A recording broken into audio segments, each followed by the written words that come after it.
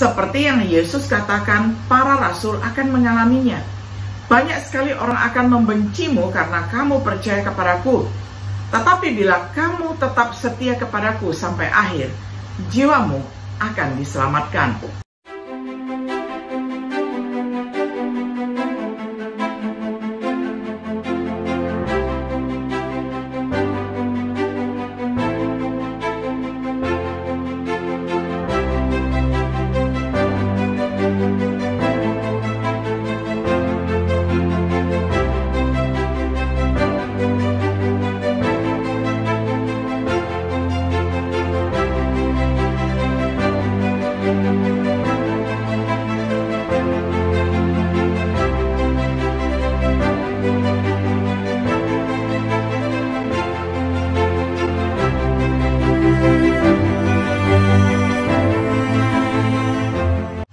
Shalom sahabat BBK yang dikasih oleh Tuhan.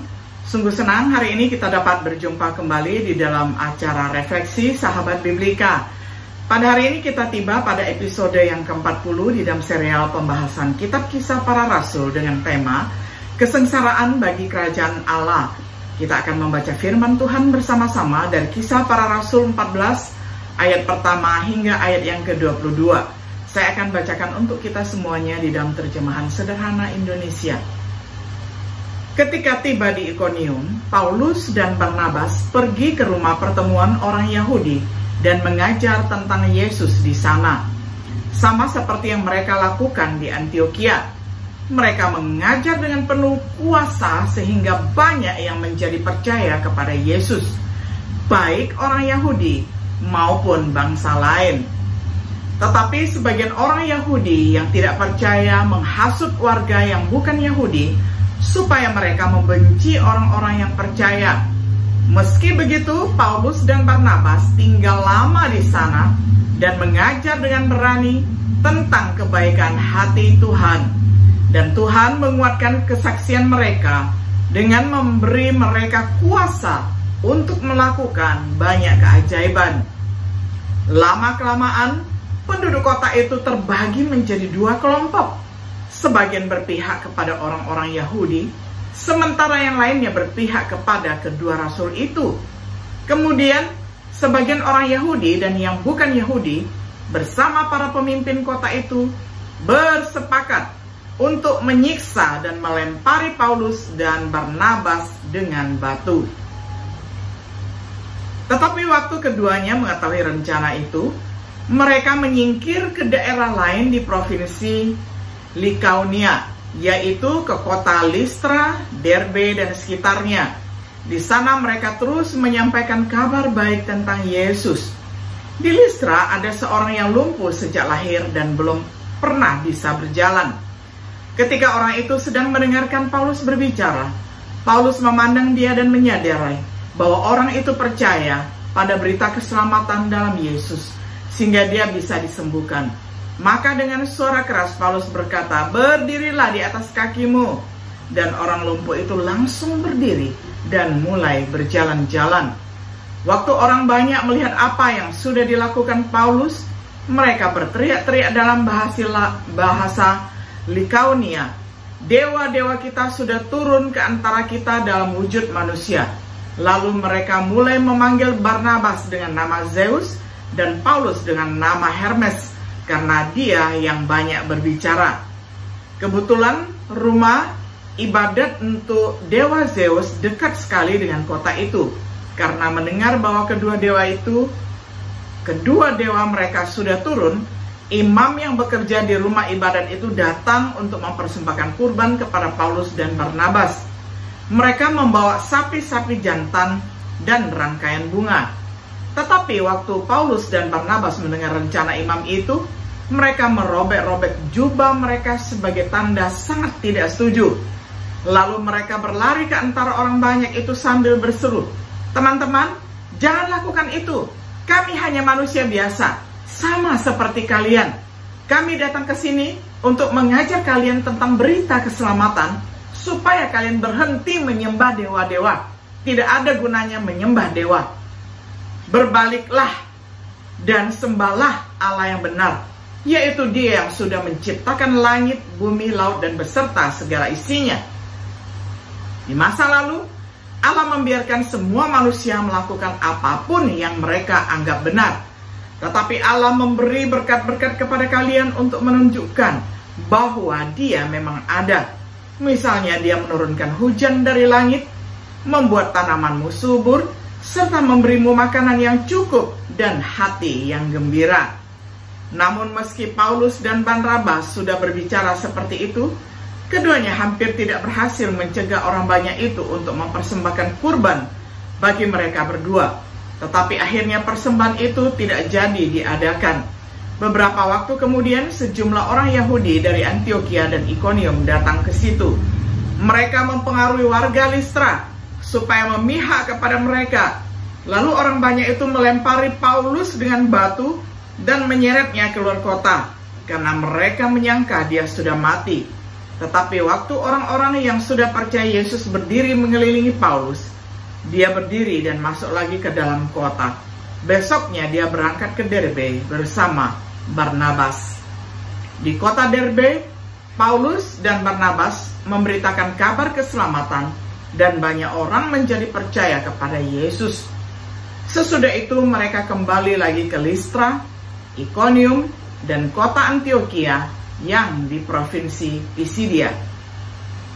Di kota-kota itu, mereka berdua menguatkan hati para pengikut Kristus untuk tetap memegang keyakinan mereka kepadanya. Para rasul itu berkata, kita harus melalui banyak penderitaan sebelum masuk ke dalam kerajaan Allah. Sampai demikian jauh pembacaan firman Tuhan dari Kisah Para Rasul 14 ayat pertama hingga ayat yang ke-22. Sahabat Biblika yang dikasihi oleh Tuhan, sebelumnya kita membaca kisah tentang Paulus dan Barnabas di Antiokhia Pisidia, di mana mereka mengalami kesuksesan dan konflik.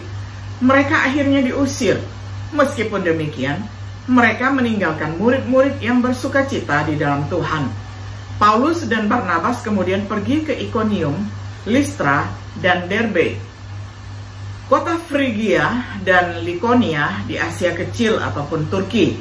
Mendirikan gereja-gereja yang kemungkinan besar ditulis oleh Paulus di dalam Galatia 1 ayat 1 dan 2. Seperti Antiokhia, Paulus dan Barnabas menemukan keberhasilan bercampur dengan perlakuan buruk, yakni mereka dianiaya.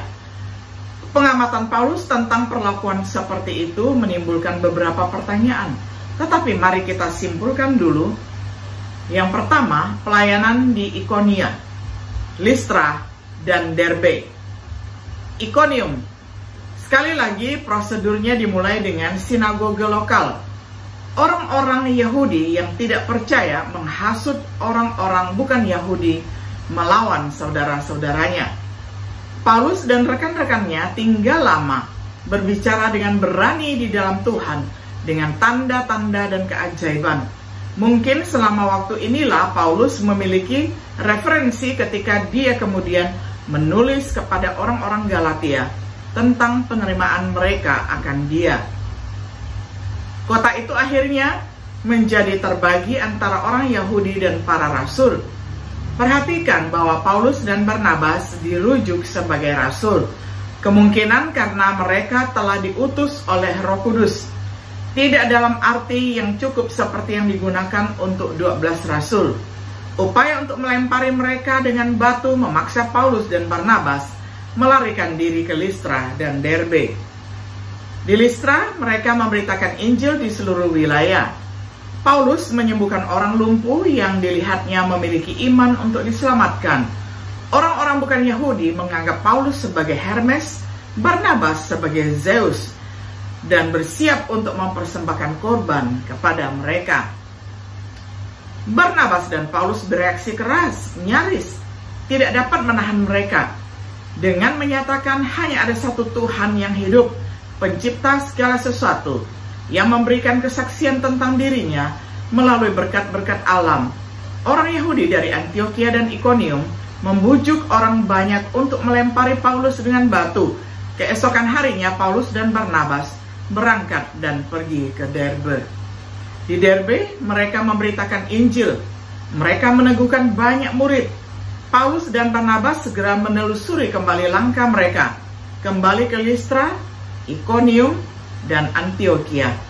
Di sana mereka menguatkan para murid dan menasihati mereka untuk terus dalam iman dengan mengatakan, kita harus melalui banyak kesengsaraan untuk masuk ke dalam kerajaan Allah. Ini membuat beberapa orang bertanya, haruskah semua orang Kristen mengalami kesengsaraan bagi kerajaan Allah? Yang pertama, rasul pasti mengalami. Seperti yang Yesus katakan, para rasul akan mengalaminya. Banyak sekali orang akan membencimu karena kamu percaya kepadaku. Tetapi bila kamu tetap setia kepadaku sampai akhir, jiwamu akan diselamatkan. Matius 10 ayat 22. Sama seperti yang disebutkan Paulus tentang orang lain dan dirinya sendiri. Memang mereka semua mati sebagai martir, kecuali Yohanes yang menderita pengasingan. Banyak orang Kristen mula-mula mengalami penganiayaan. Gereja di Yerusalem, jemaat di Tesalonika dan Filipi, seperti yang diperingatkan Yesus kepada orang-orang di Smyrna. Janganlah takut terhadap penderitaan yang akan segera kalian alami. Iblis akan mempengaruhi orang-orang untuk memusuhi kalian, sehingga beberapa anggota kalian ditangkap dan dipenjarakan. Semua itu terjadi untuk menguji kesetiaanmu kepadaku. Kamu semua akan mengalami penderitaan yang berat selama 10 hari. Teruslah setia, sekalipun kamu harus mati. Sesudah itu aku akan memberikan kepadamu mahkota kemenangan pada waktu kamu masuk surga untuk hidup selama-lamanya. Wahyu 2 ayat 10. Tapi tidak semua orang Kristen mula-mula mengalaminya. Ada periode damai di antara gereja-gereja. Yesus berjanji kepada gereja di Philadelphia bahwa mereka akan diselamatkan. Kalian sudah menaati perintahku untuk bertahan dengan sabar sebagai pengikutku. Maka aku pun akan melindungi kalian dari masa kesusahan yang akan menimpa seisi dunia untuk menguji semua manusia yang tinggal di bumi. Wahyu 3 ayat 10. Mengapa berdoa untuk kedamaian dan mengharapkan kehidupan yang tenang jika kesengsaraan tidak bisa dihindari? Bagaimana kita merekonsiliasi pernyataan Paulus yang terdengar seolah-olah semua orang Kristen harus menderita? Pertimbangkan konteksnya. Kepada siapa dan kapan dia mengatakan hal seperti itu? Apakah bagi mereka yang akan diberi hak istimewa untuk menderita? Di dalam Filipi 1 ayat 29-30, hidup pada waktu dan tempat di mana penganiayaan itu mungkin muncul.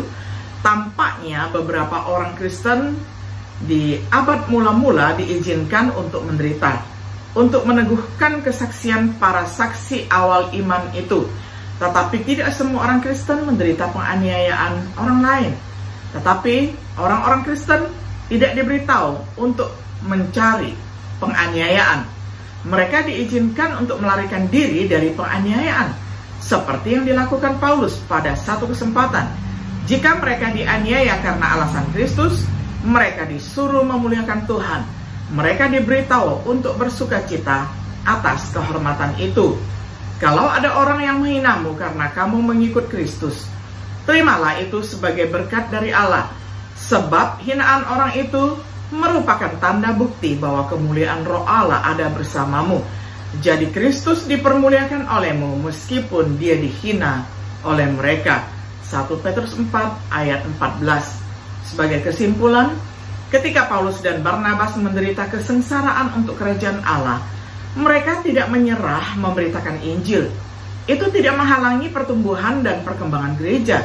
Kita mungkin tidak menderita penganiayaan yang mereka alami. Milik kita mungkin dalam bentuk ejekan yang lebih rendah atau dikucilkan.